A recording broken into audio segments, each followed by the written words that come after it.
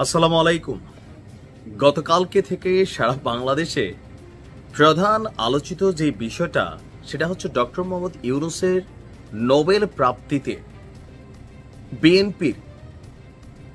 বিএনপির যিনি সভানেত্রী আছেন বেগম খালেদা জিয়া, উনি কতটা ভূমিকা রেখেছিলেন এই বিষয়টা এত বছর পর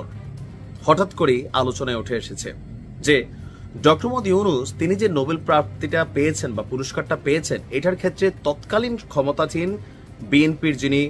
সভানেত্রী অথবা প্রধানমন্ত্রী ছিলেন বেগম খালেদা জিয়া, তিনি এবং আজকের এই যে রাজা চার্লস তৃতীয়, তারা দুইজন বড় ধরনের ভূমিকা রেখেছিলেন। এখন বেগম খালেদা জিয়া ডক্টর ইউনূসের এই নোবেল প্রাপ্তিতে কি ভূমিকা রেখেছিলেন আসুন দেখি।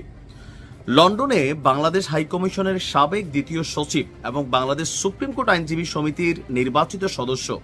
অ্যাডভোকেট মোহাম্মদ